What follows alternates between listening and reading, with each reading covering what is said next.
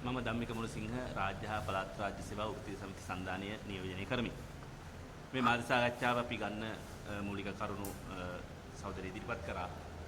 මූලිකව කියන්න ඕන ලෝකෙට අඬබෙර ගහලා රාජ්‍ය සේවයේ ඉන්න උපාධිධාරීන් සම්බන්ධයෙන් අගමැතිනි පාර්ලිමේන්තුවේ දෙසැම්බර් 2 කමිටුවක් පත් කළා.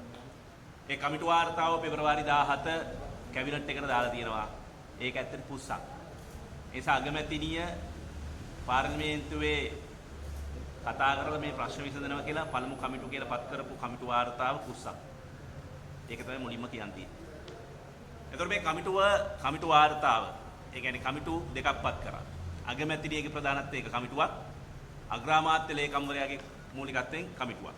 එතකොට මේ කමිටු වල කතා කරන්න යෝජනා වුණේ ආණ්ඩුව කියපු විදිහට එකක් 1,50,000කට අධික රාජ්‍ය සේවයේ පළාත් රාජ්‍ය සේවයේ ඉන්න සංවර්ධනයනාරී, අනිත් උණ සේවා උපාධිධාරීන්, අනිත් රැකියාවේ නියුතු උපාධිධාරීන් සහ පාසල් අනියුක්ත සංවර්ධනයනාරී. එතකොට මේ කාණ්ඩ හතරට පිළිතුරු දෙනවා කියන පදනමෙන් තමයි ඒ තියෙන ගැටලු වලට උත්තර දෙනවා කියන විසඳුම් දෙනවා කියන පදනමෙන් තමයි මේ කමිටු දෙක පත් කරන්නේ. ඉතින් මේ කමිටු දෙක පත් කරලා වාර්තාව ආවට පස්සේ අපි බැලුවා ඒ වාර්තාවේ ගත යුත්තක් නැහැ. විශේෂයෙන් ගත්තොත් සංවර්ධනයනාරී කාර්යාලගත ඒ වගේම ශේෂ්ත්‍රගත පාසල්වල මේ විශාල ප්‍රමාණයක් ඉන්නවා රාජ්‍ය සේව පළාත් රාජ්‍ය සේවය. ඔවුන්ගේ මූලික ඉල්ලීම තමයි MN5 වැටුප්තලය දෙන්න. ඒ වගේම නිශ්චිත රාජකාරී ලයිස්තුවක් දෙන්න. ඒ වගේම ආර්ථික සංවර්ධනයදාරී වෙනම සේවා ව්‍යවස්ථාවක් ලබා දෙන්න. ආර්ථික සංවර්ධනයදාරීන්ට දෙන්නේ කාර්යාලය දීමනා රුපියල් 750යි. 750න් ඉදලක් කොස්සක් ගන්නවත් බෑ. ඒක වැඩි කරන්න. ආර්ථික සංවර්ධනයදාරයට ගමන් වියදම් වලට දෙන්නේ රුපියල් 300යි මාසෙට. ඒ කියන්නේ දවසට රුපියල් 10යි දෙන්නේ. රුපියල් 10යි දවසට දෙන්නේ මාසෙට 300යි. ඒක වැඩි කරන්න. ඒ වගේම ආර්ථික සංවර්ධනයදාරට කොළයක් දෙන්න, පෑනක් දෙන්න, ඒ ලිපි ද්‍රව්‍ය ලබා දෙන්න. ඔන්න ඔය ඉල්ලීම් තමයි තිබුණේ. එතකොට මේ වාර්තාවේ එකදු ඉල්ලීමකටවත් ප්‍රතිචාර නැහැ. ඒ ගැන කතා කරලවත් නැහැ.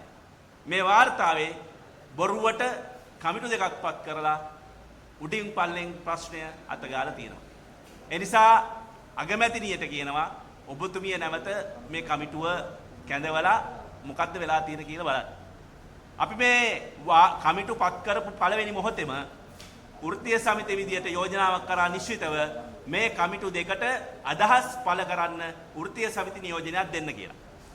ඔබ දන්නව මේ පත් කරපු කමිටුව කියවන්නම්කෝ.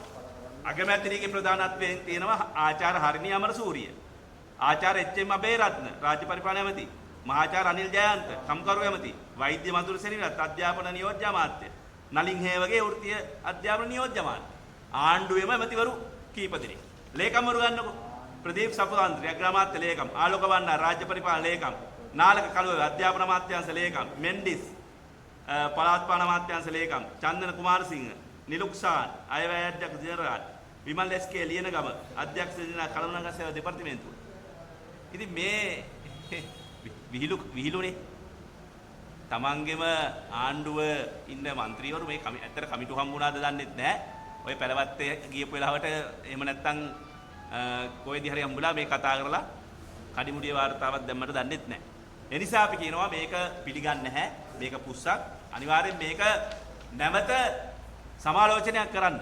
මේ සම්බන්ධයෙන් කරුණු කතා කරන්න වෘත්තීය සමිති වලට අවස්ථාව දෙන්න. සංවර්ධනයදාරීන්ට අවස්ථාව දෙන්න. පාසල් අනියුක්ත සංවර්ධනයදාරීන්ට අවස්ථාව දෙන්න. රැකියාවේ නියුතු උපාධිධාරීන්ට අවස්ථාව දෙන්න. ඌණ සේවා උපාධිධාරීන් රාජ්‍ය සේවයේ ඉන්නවා 15000ක් විතර. උන්ට ඔවුන්ගේ නියෝජනයක් තියුණු සමයකට අවස්ථාව දෙන්න. ඒ නිසා අපි මේක නැවත සමාලෝචනය කරන්න කියනවා. ඒ වගේම දැන් අපි දන්නවා රැකියාවේ නියුතු උපාධිධාරීන් දැන් අදට දවස් 4යි පොල්දුවමන් සන්දියේ වාඩි වෙලා ඉන්නවා රැකියාව දෙන්න කියලා. එතකොට දැන් මේ ඇයි වාඩි වෙලා ඉන්නේ? දැන් අපි රාජ්‍ය සේවයේ ඉන්න වෘත්තීය සමිති විදියට අපි දන්නවා අරගල කරලා තමයි අපිත් රාජ්‍ය සේවයට ආවේ. අපේ සංවර්ධනයදාරීන් මේ ඉන්නේ 1,50,000ම අරගල කරලා රාජ්‍ය සේවයට ආවේ. පුරප්පාඩු තිබියදී උපාධිධාරීන් බදම ගත්තේ නැහැ. එතකොට ඇයි ඔවුන් වාඩි වෙලා ඉන්නේ? ආණ්ඩුව විශේෂයෙන් අරුණ කුමාර දිසානායක ජනාධිපති වුණාට පස්සේ අග්‍රාමාත්‍යතුමිය පාර්ලිමේන්තු මැතිවරණයට කලින් ප්‍රතිපත්ති ප්‍රකාශයේ 72 පිටුවේ තියෙනවා උපාධිධාරීන් රැකියාවේ නියුතු උපාධිධාරීන් 35000කට රැකියාව දෙනවා කියලා. ඒක ප්‍රතිපත්ති ප්‍රකාශය තියෙනවා. ඒක බොරුයි කියන්න බෑ. එතකොට පුරප්පාඩු ගණනය කරලා තමයි තිබුණා කිව්වේ. එතකොට දැන් මොකද්ද කියන්නේ? දැන් රූපවාහිනී වැඩසටහන් වලට ඇවිල්ලා ආණ්ඩුවේ ඇමතිවරු කියනවා එහෙම කියලා නැහැ. මේ හඳුන්නැත්ති සහෝදරයා മന്ത്രി වෙන්න කලින් මාතරදි කියනවා පළවෙනි අයවැයෙන් රැකියාව දෙනවා කියලා. චතුරංග බේසිංහ කියලා ඇමති කෙනෙක් ඉන්නවා කියනෝ නෑ එහෙම දෙන්නේ නැහැ කියලා. රජය කියලා නැහැලු. ඉතින් ආණ්ඩුවක් රජේ රැකියාව දෙන්නේ නැත්නම් ආණ්ඩුවට මේ කොහෙන්ද රැකියාව දෙන්න පුළුවන්? හරි විහිළු කතානේ. මේ වාර්තාවේ වැදගත් කරුණක් තියෙනවා. ඒ වැදගත් කරුණ තමයි දැනට රාජ්‍ය සේවයේ ගුරු පුරප්පාඩු ඇතුළු පුරප්පාඩු 50000ක් තියෙනවා කියන එක. දැන් බලන්න මේ වාර්තාවේ කරුණක් තියෙනවා දැනට ජාතික පාසල් වල ගුරු පුරප්පාඩු පළාත් පාසල් වල පුරප්පාඩු 30000ක් තියෙනවා. ඒ වගේම රාජ්‍ය අමාත්‍යාංශ දෙපාර්තමේන්තුව තුළ තව පුරප්පාඩු තියෙන ඔක්කොම 50000ක්. එතකොට දැන් මේ උපාධිධාරීන් ඉන්නේ 35000යි. එතකොට හරි පැහැදිලි මේ වාර්තාවවත් කැබිනට් එකට දැම්මට මං හිතන්නේ කැබිනට් එකවත් බලලා කියලා. මොකද කැබිනට් ඇමතිවරු තමයි රූපවාහිනී සංවාද වල ඇවිල්ලා කියන්නේ අපි එහෙම කියලා නැහැ. අපි සියමල ගෙනල්ලම නැහැ කියලා තමයි ඒ කට්ටිය කියන්නේ. එතකොට උපාධිධාරීන් අතර දැන් දවස් 4ක් වෙනවා වාඩි වෙලා ඉන්නේ නිකන් අවුවේ තැම්බි රැයටත් මදුරු කකා සීතලේ ඒ උපාධිධාරීන් දැන් දින 4ක් එතන ඉන්නවා. දැන් හෙට වුන් අයවැය සම්මත කරන දවස හෙට දැන් වුන් කොළඹ දැවැන්ත විරෝධතාවයක් සූදානම් වෙමින් ඉන්නවා. එතකොට ඒක ඒ පැත්තෙන් ප්‍රශ්න. අනිත් එක පාසල් අනියුක්ත සංවර්ධන නිලධාරී. දැන් අවුරුදු 4ක් වෙනවා. 4කට වැඩි වුන් පාසල් වල ඉගැන්වීම් කටයුතු කරනවා. ඔබට කියන්න ඕන ගුරුවරු 42000ක් පුරප්පාඩු තිබුණ පහුගිය දවස්වල මේ සංවර්ධන නිලධාරීන් තමයි පාසල් වල ඉගැන්වීම් කටයුතු කළේ.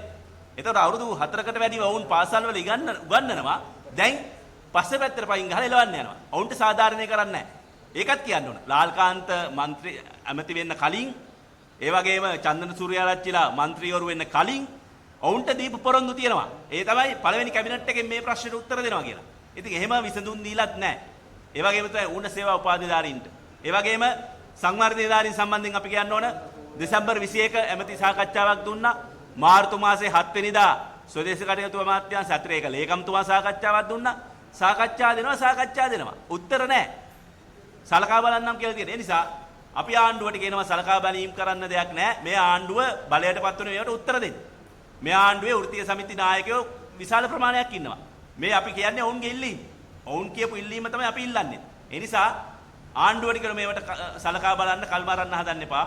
සංවර්ධන නිලධාරී අපේ මේ සමස්ත සංවර්ධන නිලධාරීන්ගේ රාජ්‍ය සේවය පළාත් රාජ්‍ය සේවය සංවර්ධන නිලධාරීන් අපි ඉල්ලනවා මේ අසාධාරණට එරෙහිව මේ ඉල්ලීම් දිනා ගන්න අපිත් එක්ක පෙළ ගැහෙන්න එකතු වෙන්න කියලා.